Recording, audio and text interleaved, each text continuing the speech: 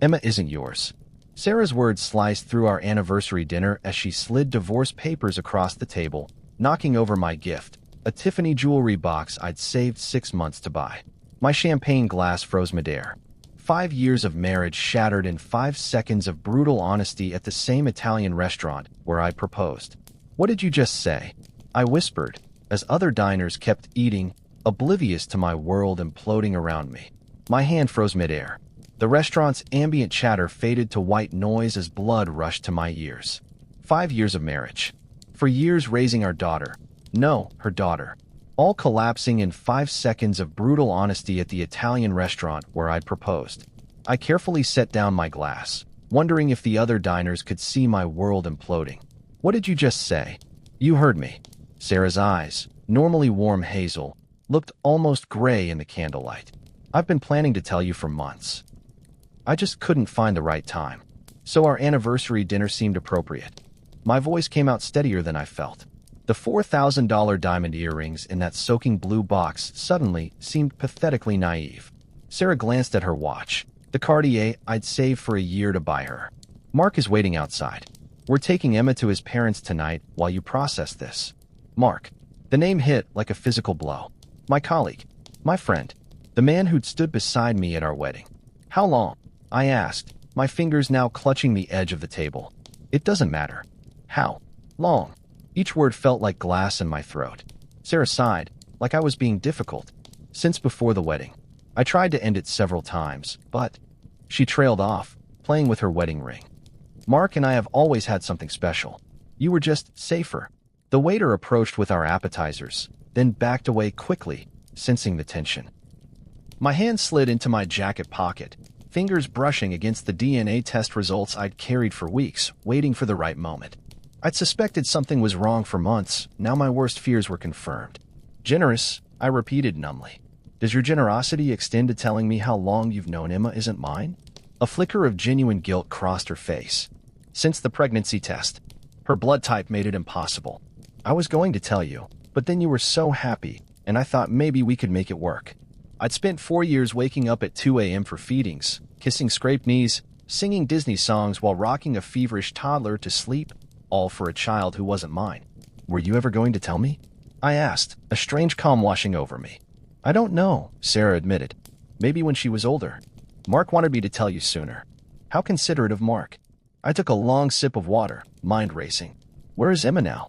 "With my mother. Mark is picking her up after this." She gestured between us. I nodded, slowly processing. "You've really thought of everything." "Daniel, I know this is a shock. I laughed, the sound brittle even to my own ears. "Finding out my entire family is a lie on my anniversary isn't a shock, Sarah. It's a fucking betrayal." An older couple at the next table glanced over. Sarah flushed with embarrassment. "Lower your voice," she hissed. "This is exactly why I couldn't tell you before. You're too emotional."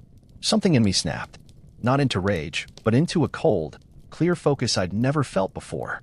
"You're right," I said quietly, reaching for the envelope. "Let's be rational about this." Sarah seemed relieved, unaware that beneath the table, my other hand was already typing a text message without looking. "Jim, need that contingency plan now. Code Judas, * Jim, my coworker who'd been through his own brutal divorce last year, would understand." We joked about having divorce contingency plans after watching his ex-wife take everything.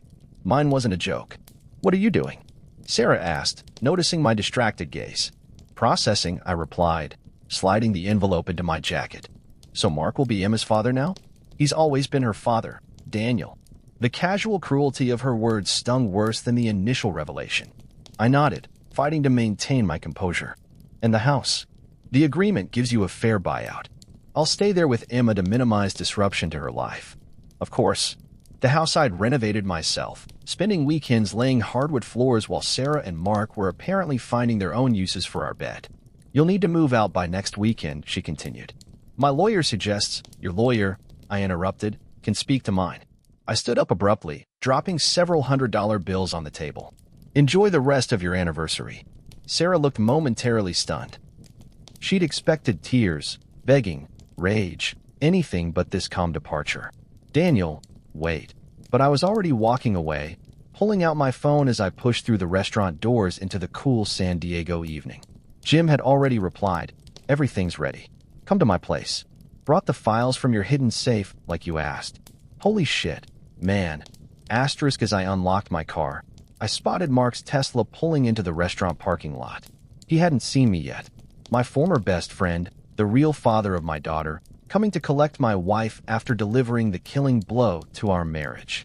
I slid into my car, heart hammering as adrenaline coursed through me. I'd suspected something was wrong for months. The late nights at work, the password changes on her phone, the way Emma's eyes were the exact same unusual shade of green as Mark's. But suspicion was different from confirmation. 6 months ago, I'd started preparing for this possibility. Gathering evidence, securing assets, and building a case that would make Sarah regret her generous separation agreement. The DNA test results were already in a safe deposit box. The offshore accounts were established. The surveillance photos of Sarah and Mark taken by the PI were organized and dated in a locked case that only I could access. I started the engine, watching in the rearview mirror as Mark entered the restaurant. He looked confident, victorious even. Neither of them knew what was coming. My phone buzzed with a text from Sarah. Asterisk, where are you going? We need to discuss this like adults. Asterisk, I didn't respond. Instead, I pulled away from the restaurant, the blue Tiffany box forgotten on the table beside the champagne neither of us would drink. 5 years of marriage deserved more than a 5-minute execution at our favorite restaurant. And Sarah was about to learn exactly how emotional I could be. Jim's apartment looked like a war room when I arrived. Laptop open, files spread across his dining table, and an open bottle of bourbon with 2 glasses waiting. "Jesus Christ, man," he said, pulling me into a quick hug. "I hoped you'd never have to use this stuff." I poured myself 2 fingers of bourbon and downed it in one swallow. "Make that 2 of us." "So it's confirmed?" "About Emma?" Jim asked carefully. I nodded, the reality still stabbing fresh pain with each acknowledgement. Sarah admitted it.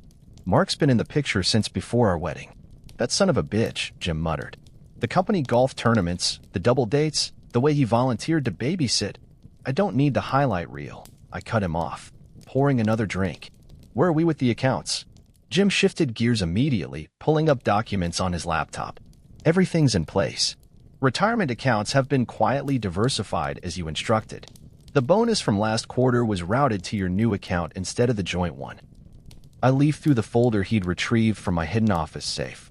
Inside were USB drives, account numbers, and a detailed record of Sarah's affair that I'd been compiling for months. Screenshots of text messages I'd recovered from our cloud backup, hotel receipts, location data from our family tracking app showing Sarah and Mark at the same locations when she was supposedly working late. "What about Emma's trust fund?" I asked, my voice catching slightly. Jim's expression softened. "Untouched, as you requested. Whether she's biologically yours or not, I know you love her." I nodded, unable to speak for a moment. For years of bedtime stories and first steps, biology couldn't erase that bond, even if Sarah had tried to weaponize it. "How long have you suspected?"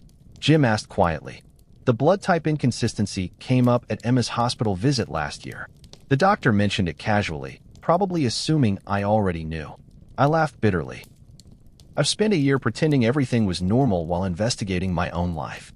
"And Mark? That gutless wonder was your friend." "Best man at my wedding," I confirmed. "Partner on the Richardson account. Godfather to Emma." Each connection felt like another betrayal. He's been positioning himself to take over my family and my clients. Jim pushed a legal pad toward me. "I've drafted an email to HR documenting Mark's ethical violations on the Westridge project. If you want to pull that trigger, it will trigger an internal audit." I stared at the notes. Mark had cut corners on our biggest pharmaceutical account, something I'd covered for him out of loyalty. The irony wasn't lost on me. Not yet, I decided. First priority is securing my position with our clients before he can poison that well too. Jim nodded and pulled up another file. "Your lawyer called back. He can see you tomorrow at 7 a.m. Said to bring everything we've gathered." I thumbed through the agreement Sarah had given me. As promised, it was generous. If generous meant letting me keep 30% of assets I'd primarily funded while giving up all parental rights to a child I'd raised as my own. "She really thinks I'll sign this," I said, disbelief coloring my voice. "People believe what's convenient," Jim replied, refilling our glasses. Sarah needs you to be the pushover she's always treated you as. That's why this will work. My phone buzzed again with Sarah's fifth text. Asterisk Daniel, please come home so we can talk. You're scaring me. Asterisk, I showed Jim the message. He snorted. Now you're scaring her? Where was this concern when she was planning to blindside you? It's the lack of control, I said, setting the phone aside without responding. Sarah's used to managing me. My calm reaction doesn't fit her script. Jim raised his glass. To rewriting the script. I clinked my glass against his. To justice. We spent the next 3 hours refining my counterattack. By midnight, I had a clear battle plan that Sarah's generous lawyer would never see coming. The evidence of her affair would matter less in California's no-fault divorce system than the financial maneuvers I'd made to protect my future. When I finally checked my phone again, there were 3 missed calls from Sarah and a new text. Asterisk Mark is staying with me tonight. We need to talk tomorrow. I hope you're somewhere safe. Asterisk the message ignited a fresh wave of anger. The concern was performative. She'd already moved Mark into our home, barely hours after ending our marriage. You can stay here, Jim offered, seeing my expression darken. I shook my head. I have a reservation at the Marriott downtown, close to the lawyer's office for tomorrow. Smart, Jim nodded. What about work on Monday? I'll be there, I said firmly, with a presentation for the Richardson client that excludes Mark from future planning. Jim looked concerned. You sure you're ready for that? What choice do I have? Hide while they destroy everything I've built. I gathered the most critical documents. The best revenge is not letting them see me break. As I packed up to leave, Jim handed me a sealed envelope. One more thing. Those photos you asked me not to show you until you were certain. My hand trembled slightly as I took it. The hotel in Phoenix? Jim nodded grimly. When you were in the hospital after your car accident last year, Sarah told everyone she was with her sister. I slipped the envelope into my briefcase without opening it. Some wounds could wait another day. Thanks for everything, Jim. We're not finished, he reminded me. Monday morning, we start phase 2. In the hotel room that night, I finally allowed myself a moment of grief. Not for the marriage, that had clearly been hollow from the start, but for Emma, my little girl with her gap-toothed smile and endearing stubbornness. The child I'd raised, biology be damned. I pulled out my phone and scrolled through photos of her at the beach last summer on my shoulders at Disneyland, wearing my tie as a headband while I worked from home. In each one, Mark's green eyes stared back at me, a truth I'd been blind to. Despite everything, I couldn't hate her. She was innocent in all this. I composed an email to my lawyer, adding specific provisions for Emma to the counterproposal we'd be discussing tomorrow. Sarah might have destroyed our family, but I wasn't going to disappear from Emma's life without a fight. My phone buzzed with a final text from Sarah. Asterisk Daniel, please just tell me where you are. We can work through this. Asterisk I finally replied. Asterisk I'm exactly where you put me. See you in court. Asterisk then I turned off my phone, closed my eyes, and tried to sleep before the battle began. Monday morning arrived with cruel brightness. I'd spent Sunday with my lawyer, laying groundwork that would detonate Sarah's generous agreement like a landmine. Now, freshly shaved and wearing my best suit, I strode into the office as if nothing had changed. Morning, Daniel, called Melissa from reception. How was the anniversary dinner? News traveled fast in our office. Sarah had clearly expected me to call in sick, creating an opportunity for whispers and pity. Enlightening. I replied with a smile that didn't reach my eyes. Is the conference room ready for the Richardson presentation? Melissa looked surprised. I thought Mark was handling that today. Change of plans, I said smoothly, continuing to my office. I had 20 minutes before the meeting. Enough time to review my presentation and steel myself for the inevitable confrontation. Mark's office door was closed. He was probably scrambling to prepare after realizing I'd shown up. Jim appeared in my doorway, coffee in hand. You look surprisingly good for a man whose life exploded 3 days ago. Appearances matter, I replied, accepting the coffee. Especially today. Sarah called the office looking for you, he said quietly. Twice already this morning. Let her wonder, I said, opening my laptop. Are the Richardson people here yet? Just arrived. And Jim hesitated, lowering his voice to a whisper. Mark brought Emma to the office. She's in the break room with his assistant. The news hit me like a physical blow. Emma's here. Jim nodded grimly. Psychological warfare. He probably told Sarah to bring her, thinking you'd fall apart seeing her. He placed a hand on my shoulder. Remember what we discussed. The locked case with all the evidence stays sealed until the perfect moment. Right now, they think you're broken. Let them keep thinking that. They had underestimated how thoroughly their betrayal had hardened me. Then they've made their first mistake. The Richardson meeting was scheduled for 9:30. At 9:25, I walked to the break room, where Emma was coloring at the table while Mark's assistant supervised half-heartedly. "Daddy," Emma squealed when she saw me, launching herself into my arms.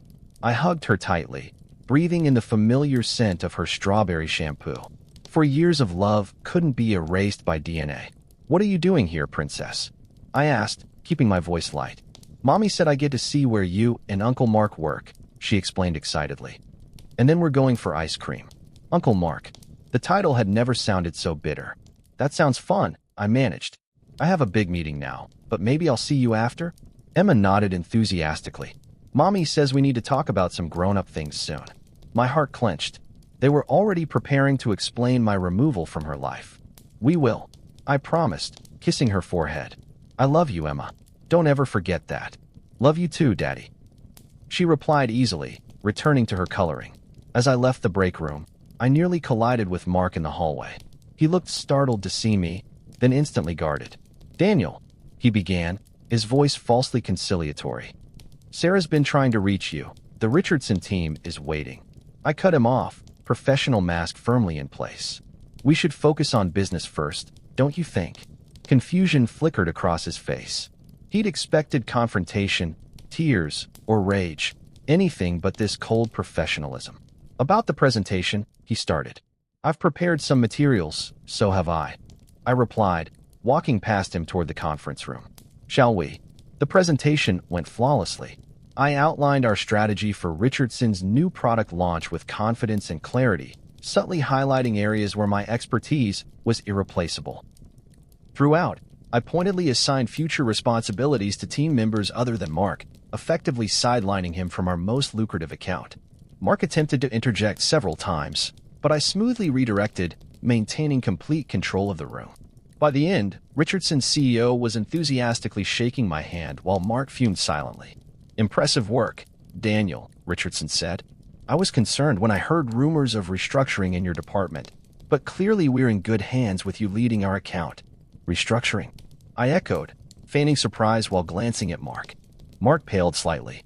He'd been laying groundwork to take over my clients. "Just internal optimizations," Mark interjected quickly. "Nothing that affects our commitment to Richardson." "I'm glad to hear it," I replied smoothly, "because I've just committed us to some very specific deliverables." As the Richardson team filed out, Mark grabbed my arm, pulling me aside once we were alone. "What the hell are you doing?" he hissed.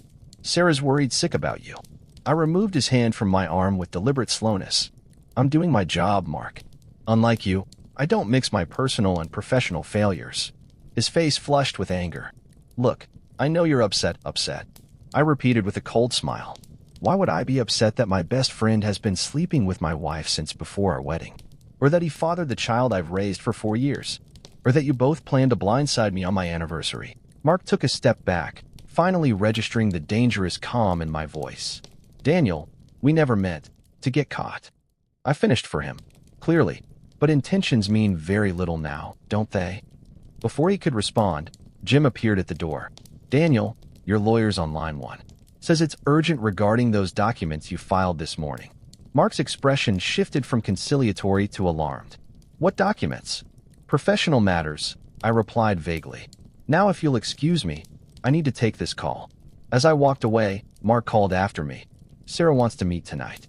"To discuss Emma." I turned slowly. "I'm afraid my calendar is full. My lawyer will be in touch with hers." Back in my office, I closed the door and finally allowed myself a moment to breathe. Seeing Emma had been harder than I'd anticipated, but it had also crystallized my resolve. This wasn't just about punishing Sarah and Mark anymore. It was about protecting my relationship with a child who still called me Daddy, regardless of biology. Jim knocked and entered without waiting. "No call from your lawyer. Just thought you needed an exit." "Perfect timing," I acknowledged. "What's happening with Emma?" "Sarah arrived about 10 minutes ago. They're in Mark's office." I nodded, turning to my computer. "Time for phase 2, then." Jim looked concerned. You sure about this? Once we pull this trigger. They pulled the trigger on Thursday night, I reminded him. I'm just returning fire. With 3 decisive clicks, I executed the plan we'd prepared. First, an email to HR detailing Mark's ethical violations on multiple accounts, with documented evidence. Second, a formal complaint about his creation of a hostile work environment through his personal relationship with a colleague's spouse. Third, activation of the legal notifications my lawyer had prepared, simultaneously filing for emergency injunctions regarding assets and temporary custody arrangements for Emma. I pulled the black case from my bottom drawer and placed it on the desk between us. And this stays locked until the final confrontation. When the time comes, we'll open Pandora's box. Jim eyed the case nervously. What's actually in there, Daniel? You never told me everything you found. Insurance, I replied simply. The kind that makes sure I don't lose everything that matters. It's done, I said quietly, closing my laptop. Now we wait. The response was faster than I expected. Within an hour, Mark was called to HR. 20 minutes later, security was escorting him from the building while concerned colleagues whispered in clusters. Sarah, who had been waiting in his office with Emma, emerged looking panicked, searching the floor until she spotted me through my office window. I watched impassively as she stormed toward my door, Emma trailing reluctantly behind her. What did you do? Sarah demanded, bursting into my office. I'm working, Sarah, I replied calmly. This isn't an appropriate place for this conversation. They just escorted Mark out, she hissed, mindful of Emma's presence. What did you tell them? The truth, I said simply. Something you might want to try sometime. Sarah's face contorted with rage. You vindictive, she caught herself, glancing at Emma. Sweetie, wait outside with Ms. Melissa for a minute while Mommy and Daddy talk. Once Emma was out of earshot, Sarah unleashed. You're destroying Mark's career over this? This is exactly why I couldn't be honest with you. You're incapable of handling rejection without scorched earth tactics. I leaned back in my chair, studying her like a specimen under glass. Fascinating perspective. Tell me, what was your plan exactly? Blindside me at dinner, move Mark into our home that night, and expect me to quietly disappear from Emma's life. We were trying to be humane, she insisted. The agreement was more than fair. Fair, I echoed. You and Mark conspired to defraud me of my paternal rights for 4 years. You used my income to build a life you intended to hand over to him. You lied daily, took advantage of my trust, and then expected me to thank you for your generosity. Sarah paled slightly. My lawyer said, Your lawyer doesn't know what I know. I cut her off. He doesn't have the evidence I've gathered over the past year. And he certainly doesn't know about the paper trail connecting you and Mark to misappropriated client funds. This last part was a bluff, but Sarah's sharp intake of breath told me it had hit a nerve. Had they actually embezzled money? I filed that reaction away for my lawyer to investigate. You're bluffing, she said, but uncertainty had crept into her voice. I reached for the black case I'd placed on my desk earlier, running my fingers over the combination lock. Am I? The quiet confidence in my voice made her eyes widen with fear. Check your phone, I suggested. On cue, her phone buzzed with notifications. I watched her face drain of color as she read a series of legal notices, asset freezes, emergency hearings, and preliminary custody petitions. You can't take Emma, she whispered, horror replacing anger. I don't want to take her, I corrected. I want to continue being her father, which I have been for 4 years regardless of biology. Your agreement tried to erase me from her life. Did you really think I'd accept that? Sarah sank into a chair, the magnitude of her miscalculation finally dawning on her. Daniel, please. We can work this out reasonably. That opportunity passed when you decided deception was easier than honesty. I replied evenly. Now everything happens through lawyers, in accordance with evidence and law rather than your convenience. What do you want? She asked, desperation creeping into her voice. I leaned forward, keeping my voice steady. I want what I've earned through years of dedication, my fair share of our assets, my clients secure from Mark's interference, and most importantly, I want continued legal rights to be Emma's father. But Mark can be in her life as well, I interrupted. I'm not trying to erase him like you tried to erase me. I just refuse to be erased. Sarah stared at me like she was seeing me for the first time. I never thought you'd fight like this. That was your fundamental mistake, I replied. You mistook kindness for weakness. Our conversation was interrupted by Emma bounding back into the office.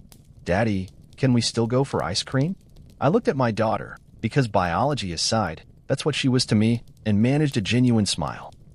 That's up to your mom today, sweetheart. Sarah gathered herself, forcing a smile for Emma's benefit. Maybe another day, honey. We need to go home now. As they turned to leave, Sarah paused at the door. This isn't over, Daniel. No, I agreed. But it's no longer proceeding according to your script. My hand rested on my desk drawer, where the final piece of evidence lay waiting. The smoking gun that would detonate their carefully constructed lies when the time was right. After they left, Jim reappeared with 2 coffee cups. That looked intense. You okay? I exhaled slowly, the emotional toll of the confrontation finally hitting me. No, but I will be. Security called. Mark's making threats in the parking lot. Want me to call the police? I shook my head. Let him self-destruct. It only strengthens our position. Jim nodded, impressed. You know, in all the years I've known you, I never saw this side of you. Neither did Sarah. I replied, turning back to my computer. That was her mistake. 3 months later, I sat in the mediator's office as our divorce settlement was finalized. The journey had been brutal, scorched earth legal battles, workplace investigations that had ended Mark's career at our firm, and painful conversations with Emma about changes in our family structure. But I'd accomplished what mattered most: legal recognition as Emma's father through a non-biological paternity claim, substantial parenting time, and a financial settlement that acknowledged my contributions rather than Sarah's generous dismissal. Sarah barely met my eyes as she signed the final documents. Mark wasn't present. Their relationship had crumbled under the pressure of public exposure and professional disgrace. Mr. Parker, the mediator said, "Do you have any final questions before we conclude?" I looked at Sarah, seeing not the woman I'd loved for years, but a stranger who had misjudged me catastrophically. "No questions," I replied, signing my name with finality. "Everything is perfectly clear now." My hand moved to my breast pocket, where I kept the final piece of evidence, the one thing I'd never revealed even during the most vicious legal battles. Some weapons were too devastating to use, even in war. The choice to keep it hidden had been my last act of mercy, and perhaps the most powerful move of all. Outside the office, Sarah caught up to me in the parking lot. "Daniel, wait." I paused, keeping my expression neutral. "Yes. I never wanted it to end like this," she said, her voice subdued. "I thought I was doing what was best for everyone." "You were doing what was best for yourself," I corrected her. "There's a difference." She flinched at the truth of it. "Maybe so. But for what it's worth, I'm sorry for how I handled things." I studied her, searching for sincerity and finding something closer to regret at consequences rather than actions. "I have Emma this weekend?" "Yes," she confirmed. "I've packed her favorite stuffed animals." I nodded and turned to leave, but Sarah called after me once more. "Mark and I, it's over. Has been for weeks." I paused without turning around. That sounds like a personal problem. As I drove away, I felt no satisfaction in their relationship's collapse, only a quiet vindication that justice, while imperfect, had been served. The blue Tiffany box from our anniversary dinner was long forgotten, much like the marriage it was meant to commemorate. That evening, as I prepared Emma's favorite dinner in my new apartment, I reflected on the whirlwind since that fateful night. The pain hadn't disappeared, but it had transformed into something manageable, a scar rather than an open wound. "Daddy, can we watch Frozen after dinner?" Emma asked, setting the table with plastic princess plates. "Absolutely, princess," I replied, realizing that despite everything, the most important relationship in my life remained intact. My phone buzzed with a text from Jim. *Richardson just signed the expanded contract. Promotion committee meeting next week. You're on the short list. Professional success, while satisfying, paled compared to the sight of Emma carefully arranging napkins at our dinner table. Sarah and Mark had intended to reduce me to a footnote in their story, the naive husband discarded when convenient. Instead, I'd written my own ending. Was I wrong to fight so hard, knowing the biological truth? Should I have stepped aside for Mark, Emma's real father? The court sided with me, but I sometimes wonder if my battle was selfish or justified. What would you have done in my place?